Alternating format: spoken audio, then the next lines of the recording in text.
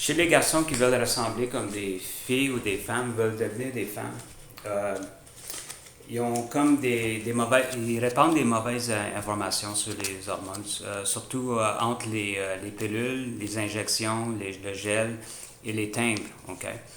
Euh, la majorité, au moins au-dessus de 99%, ils disent que les timbres sont pas bons. C'est une erreur. OK? Euh, Selon moi, d'après mes lectures, pour une chose, les estrogènes en pilule, euh, c'est une molécule qui est non naturelle. Il n'y a pas la même structure que l'hormone naturelle de la femme, qui est surtout la plus féminisante, qui est le 17-bêta-estradiol ou estradiol. Euh, ils disent, et alors ils promuent les pilules, c'est pas la bonne. Ils promuent aussi les injections. Les injections coûtent un peu cher.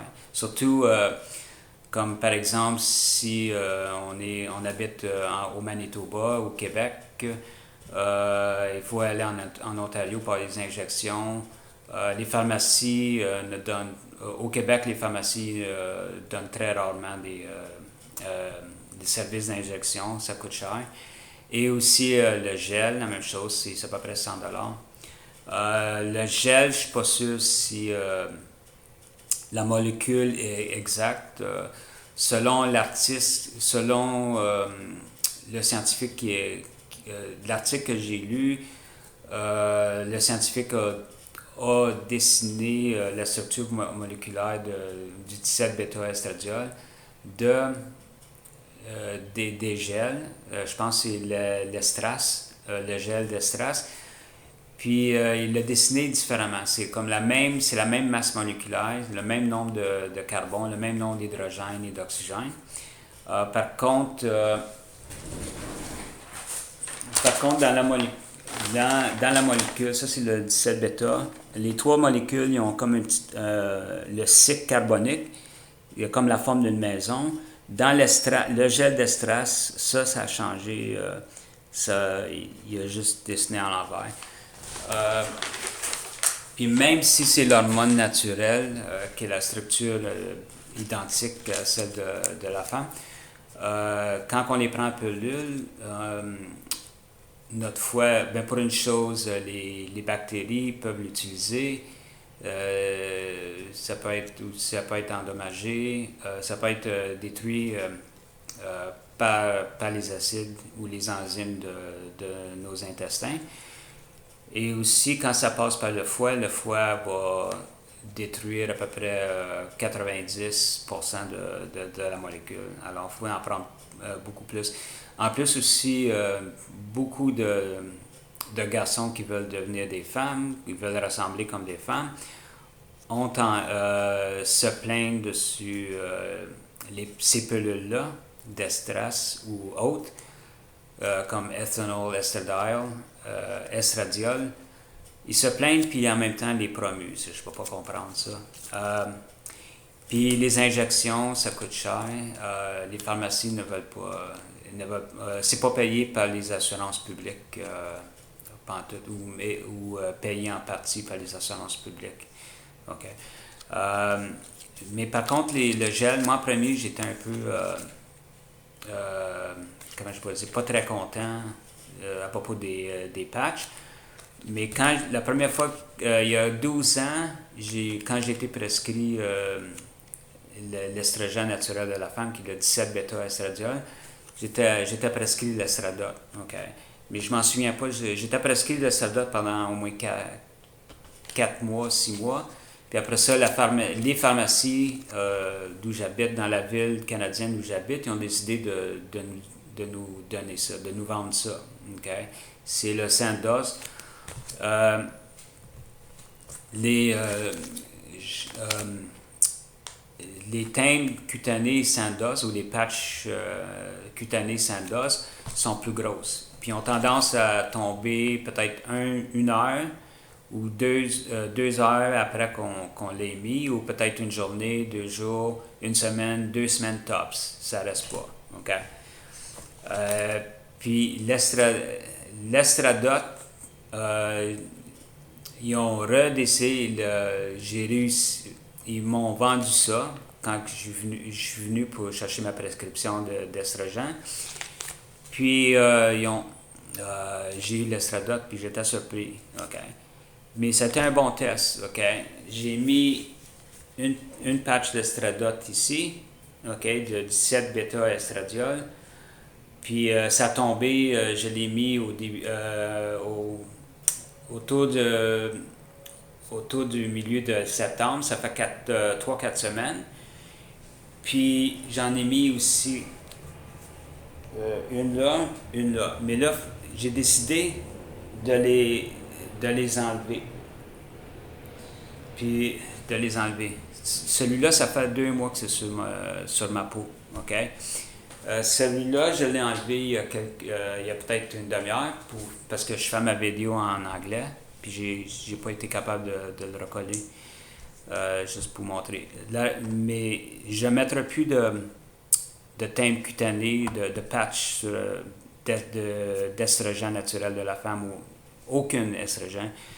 À cause que je crois que j'ai une condition médicale au point de vue mon odorat est extrêmement puissant. Okay?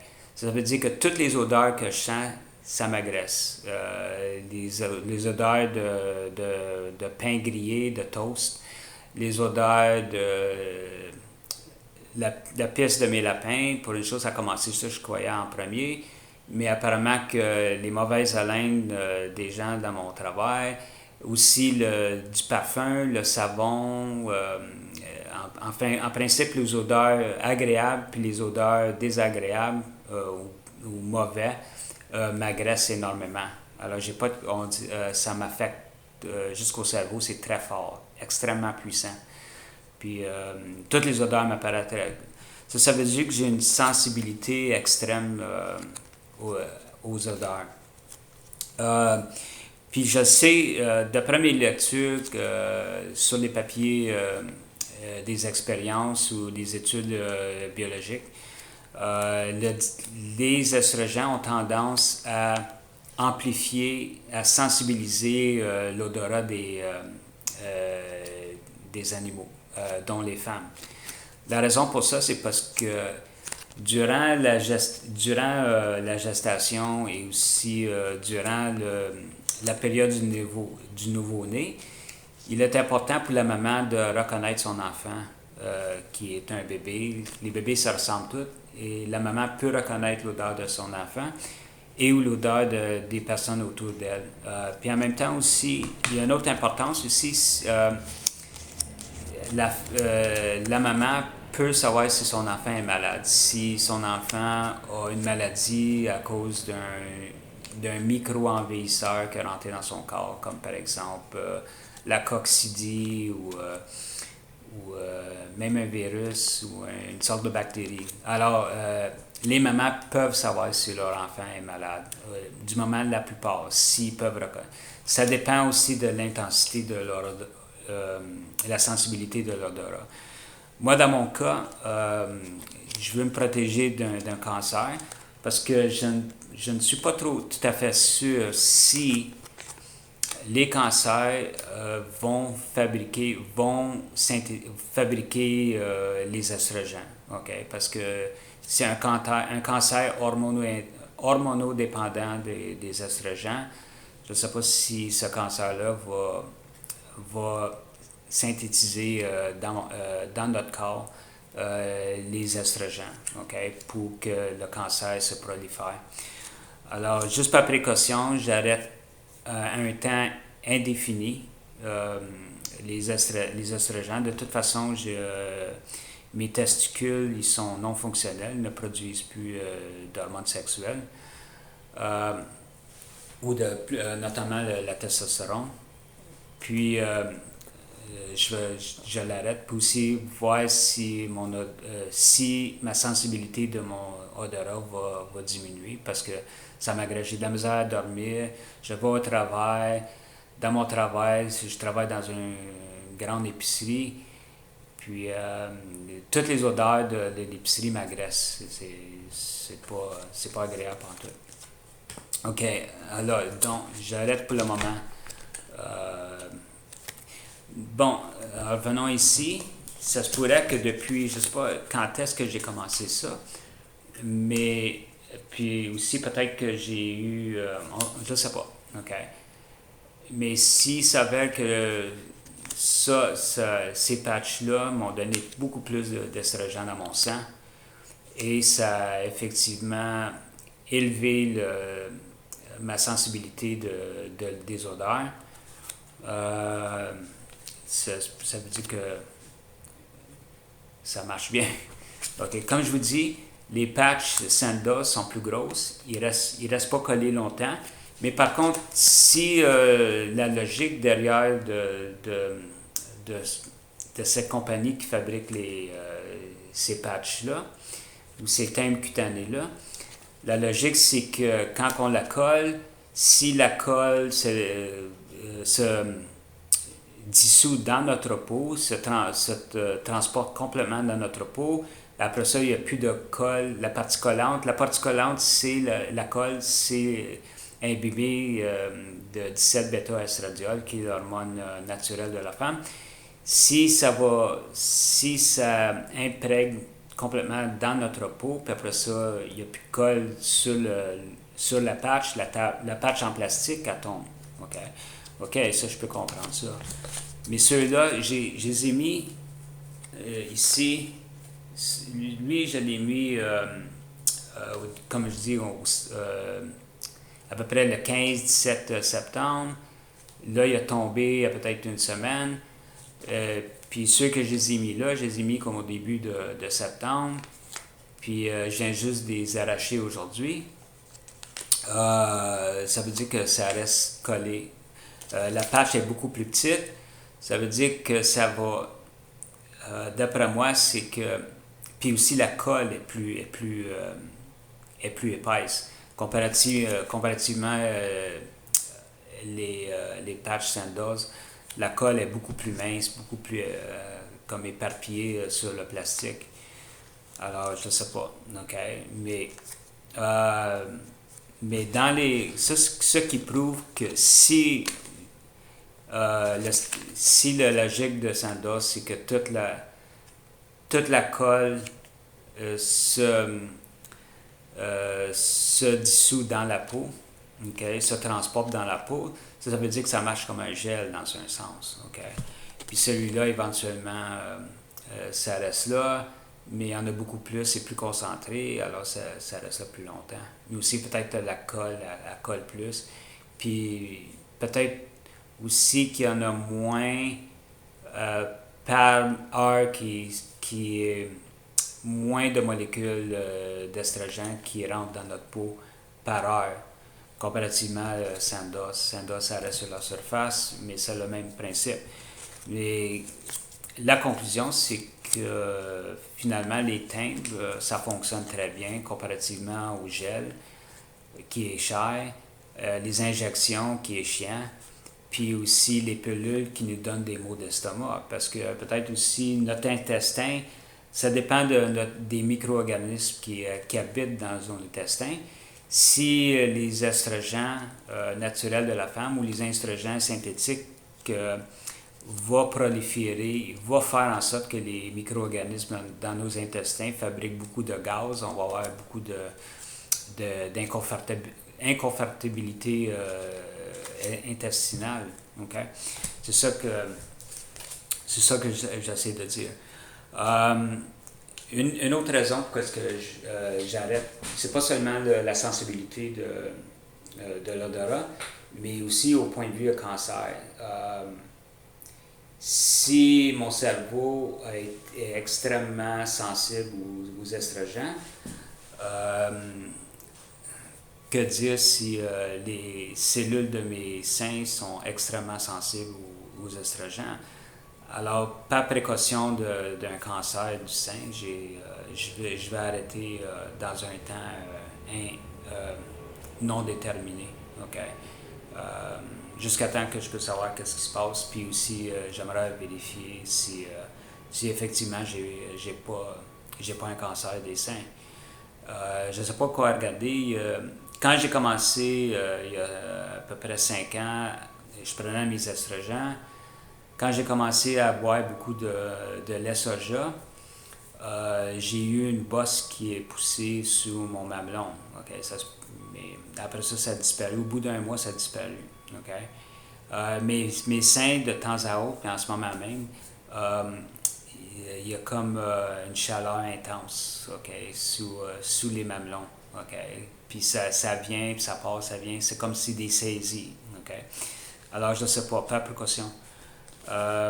Puis aussi, à propos des cancers qui synthétisent les estrogènes. J'aimerais savoir si j'ai beaucoup d'estrogènes. Si je mets d'autres estrogènes dans mon corps, ça risque d'aggraver un cancer, mais je ne sais pas. Mais le fait que j'ai une sensibilité accrue aux odeurs, à l'odorat, c'est ce qui veut dire que mon cerveau, mes neurones sont extrêmement sensibles à l'estrogène, qui n'était pas le cas. Ça fait au moins 12 ans que non, 10 ans, à peu près 11 ans que je prends les estrogènes. Ça m'est arrivé le premier mois que j'ai commencé à les prendre. Je sentais des odeurs que je ne sentais pas avant. Mais depuis le début du mois d'août, ça s'est empiré de beaucoup. Alors, pour le moment, j'arrête. Bon, ici, je vais me répéter à propos pourquoi prendre seulement des estrogènes. Pour une chose, les estrogènes naturels de la femme, qui est l'oestriol. L'oestrone, c'est le premier, c'est E1. Les estradiols, 17 bêta-estradiol, c'est E2 bêta. Il y a le 17 alpha-estradiol qui sera le E2 alpha. Et aussi le oestriol qui est le E3. Il y a peut-être d'autres types d'estrogènes que les biologistes n'ont pas trouvé encore. Apparemment qu'ils en ont, mais peut-être 3-5 autres, mais non, ils l'ont pas spécifié. Ils l'ont pas comme complètement identifié. Voici les trois estrogènes naturels de la femme en question. L'oestrone, E1, l'estradiol, 17 bêta-estradiol et l'oestriol. Ces hormones-là, l'oestriol a une force de 2% du 17 bêta-estradiol, qui est le 17 bêta-estradiol, c'est l'hormone féminisante la plus puissante et c'est l'hormone féminisante hors pair. Mais l'oestrone et l'oestriol vont féminiser une personne. Le 17 alpha-estradiol ne féminise pas. Ça, c'est d'après les Occidentaux. Les Chinois disent le contraire. Mais je pense que pour les deux côtés, moi j'ai tendance à croire plus les Occidentaux sur ce point-là. Mais aussi, c'est peut-être à laisser à interpréter entre les deux. Peut-être le 17 alpha. Mais apparemment que le 17 alpha, les Occidentaux l'appellent l'estrogène non féminisante, qui est moins puissante. Le 17 alpha estradiol a une force de 20%, comparativement au 17 bêta estradiol. L'oestrone a une force de 80%, et puis l'oestriol a une force de 2%. Mais par contre, l'oestriol va se lier et va activer les récepteurs de la progestérone. La progestérone féminise à un certain degré, et aussi la progestérone va activer les gènes de la féminité pour l'estradiol. Va activer en principe les gènes où l'estradiol va activer.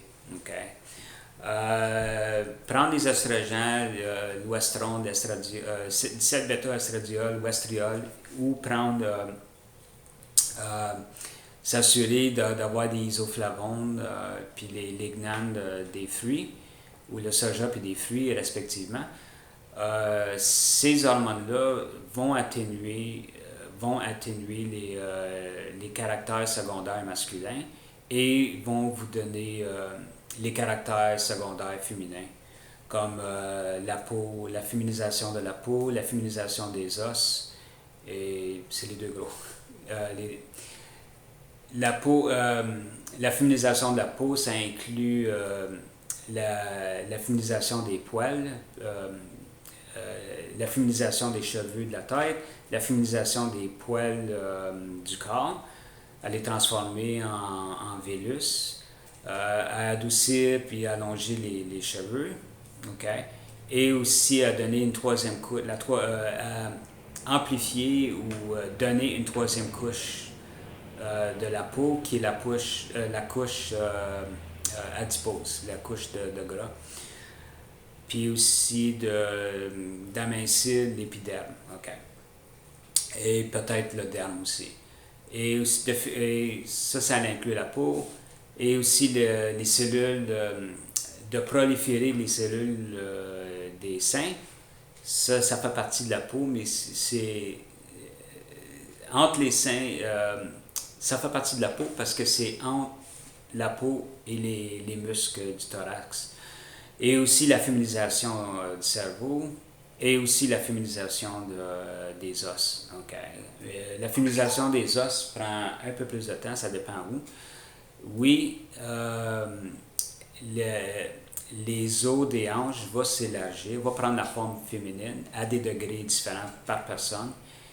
Parfois, c'est non visible et parfois, c'est visible. Okay? Mais c'est jamais à 100%.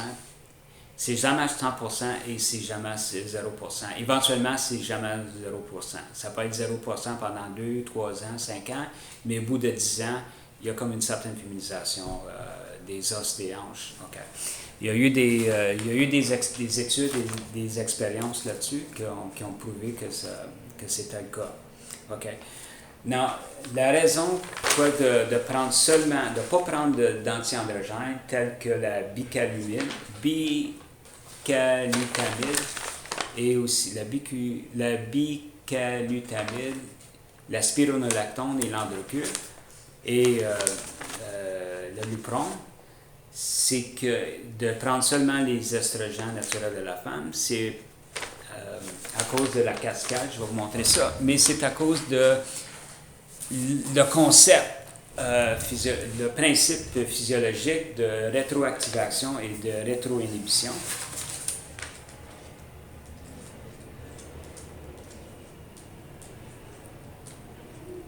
OK, voilà.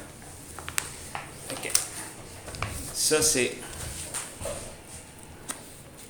OK. Ça, ici, le diagramme, la figure de la régulation par un mécanisme de rétroactivation et de rétroinhibition.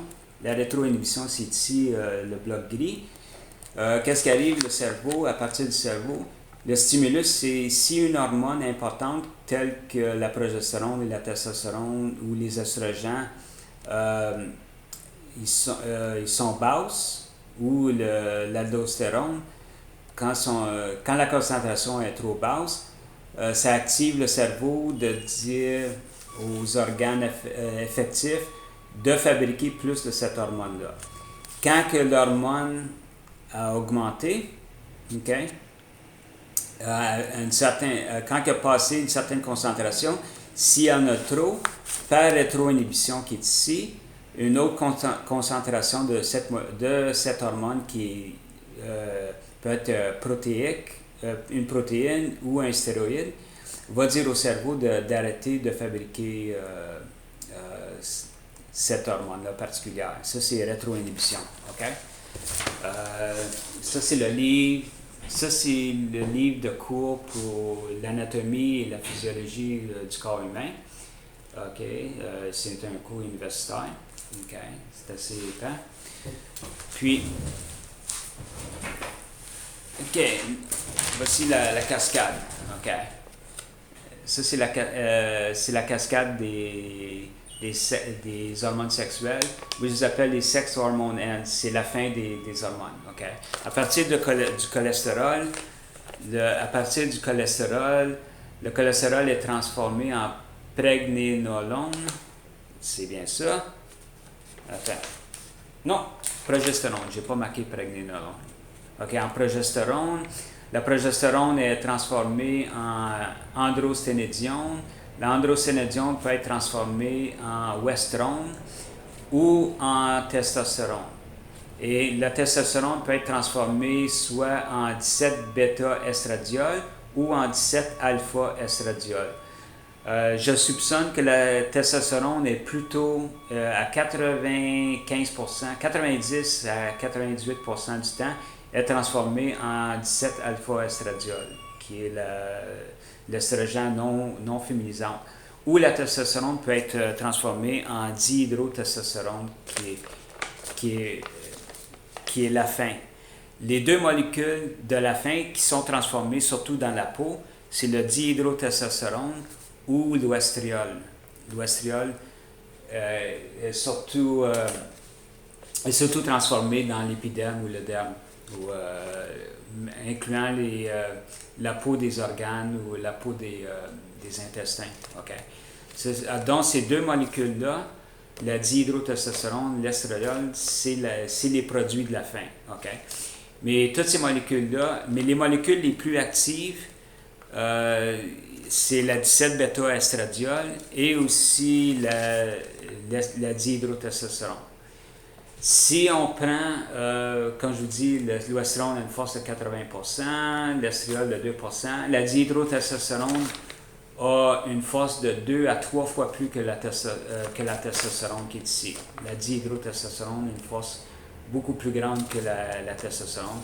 C'est la dihydrotestostérone qui fait descendre nos gonades dans la bourse, dans le scrotum. C'est la testostérone qui agrandit, c'est la dihydrotestostérone qui agrandit notre pénis, puis aussi qui forme le scrotum. Okay? Puis aussi les caractères secondaires sexuels, comme la calvitie masculine, puis la pilosité. Et aussi, les muscles, c'est un autre... je crois que c'est une autre procédure. Okay? Non, la logique de mettre des patchs d'estradiol sur notre peau, okay, c'est quand le garçon ou l'homme a un garçon de plus de 13 ans, 14 ans, of course, quand il y a beaucoup de 17-bêta-estradiol, le cerveau enregistre le nombre d'estradiol puis il dit on n'a plus besoin d'hormones sexuelles. Alors le cerveau va arrêter de transformer le cholestérol en progestérone, androsténédione et testostérone. Ça veut dire que ces trois hormones-là vont descendre parce qu'on a beaucoup de ces hormones. Même chose avec le dihydrotestostérone. Si on a beaucoup de dihydrotestostérone, le testostérone va descendre. La concentration va descendre parce que c'est une cascade. C'est comme... toute la cascade va s'arrêter, en principe. C'est ça le principe de pourquoi prendre seulement le 17-bêta-estradiol comme anti-androgène, parce qu'éventuellement, ça va baisser la testostérone dans notre sang. Puis les caractères secondaires masculins sont gérés par les différentes concentrations de testostérone. Okay? Si on a très peu de testostérone, la pilosité ne prendra pas parce que ça prend beaucoup de testostérone pour que la pilosité et aussi la calvitie masculine. Okay? Et aussi les muscles et autres caractères secondaires masculins. Okay? Je pense que... OK. Je pense que c'est tout. Ah oui, OK. C'est tout pour aujourd'hui. Merci.